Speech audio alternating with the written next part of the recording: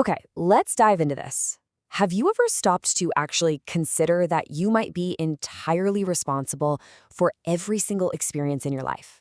I know, it's a bold, maybe even a little provocative premise, right? But it's the absolute foundation of what we're unpacking in today's explainer. The idea here is simple, but honestly, it's incredibly profound. Every single thought we think is actively creating our future reality. We aren't just these passive participants in our lives, helplessly reacting to whatever the world throws at us. No, we are the architects. We're literally building our world from the inside out, brick by brick, thought by thought. So, think about this. What if every physical pain you feel is actually a direct, tangible message from your own mind? Today, I want to ask you to completely reconsider how you view your physical ailments. Instead of just looking at an ache, some chronic pain, or an illness as a stroke of bad luck or just a random glitch in your biology, what if it's actually a reflection of your subconscious thoughts and beliefs bubbling right up to the surface? What if your body is desperately trying to communicate a truth that your conscious mind has just been ignoring? We're pulling these radical concepts directly from Louise L. Hay's iconic book, You Can Heal Your Life.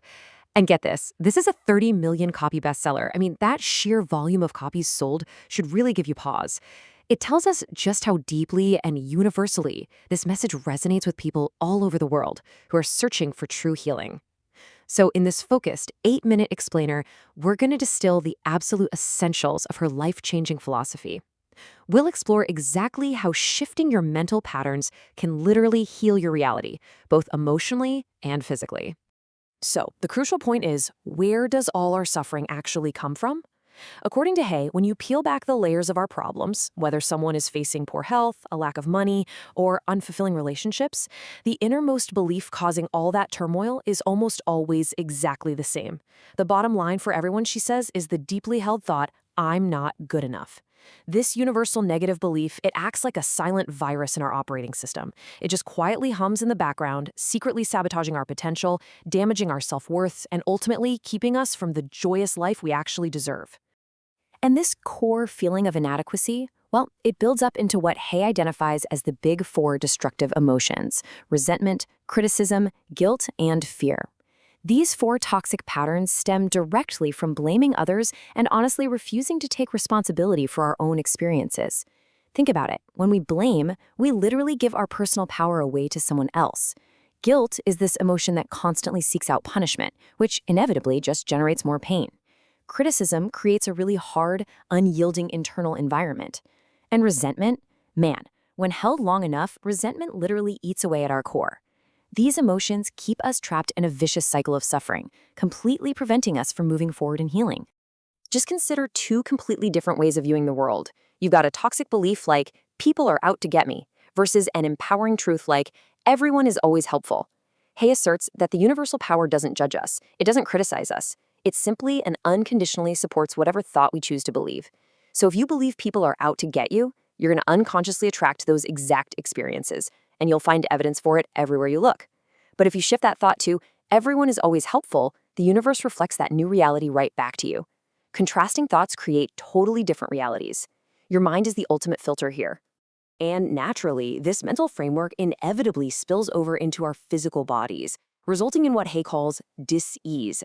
Notice how she purposefully hyphenates that word? It's to really emphasize a profound lack of ease within oneself. It is physical illness or pain created by continuous modes of negative thinking, repressed emotions, and a serious lack of self-forgiveness. The mind-body connection here is absolute. You know those big four destructive emotional patterns we just talked about? Well, if they're left unchecked, they don't just evaporate into thin air. They get stored, and they literally manifest as physical dis-ease in our bodies over time. And this brilliantly illustrates what Hay created, which is her famous list. It details the direct correlation between physical conditions and specific mental patterns, and it is just fascinating to see how this mapping works. Take arthritis, for example.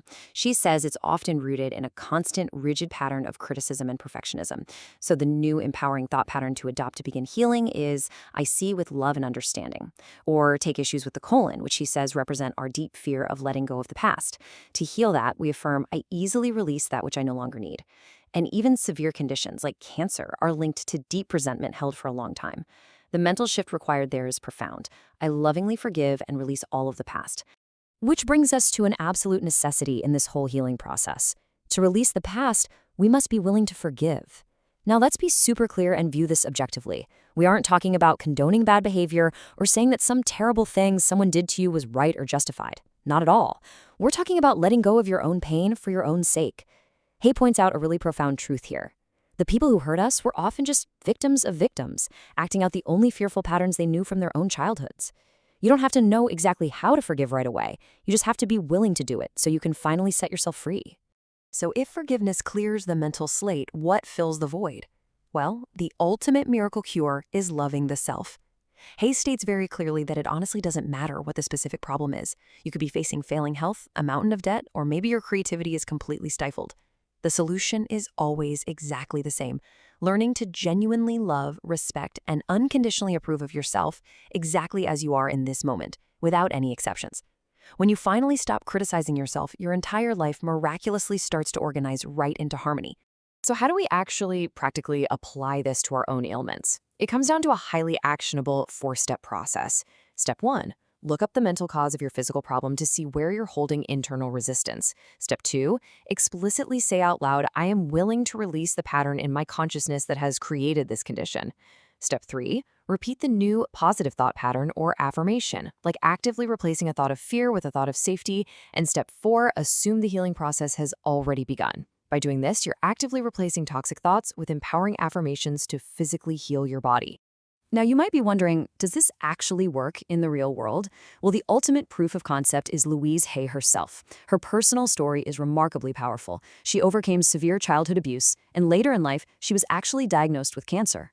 But instead of panicking and feeling like a victim of her biology, she applied her own methods. She went to work on clearing her deep-seated resentments, completely forgiving her past abusers, and adopting intense self-love. Through this rigorous mental clearing, she healed her own cancer without surgery.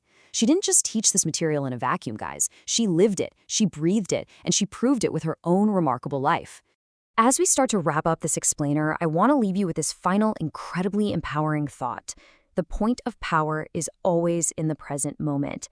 Think about that. No matter how long you've held on to a negative belief, no matter what happened in your childhood, or even what happened just yesterday, your past has absolutely no power over you anymore.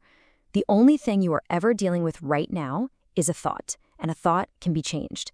You can choose to begin healing at this exact second. You truly have the power to change your reality from the inside out, just by changing what you choose to believe. So I have to ask, what toxic thought are you willing to finally release today? If you enjoyed this, subscribe to In 8 Minutes and never miss what matters.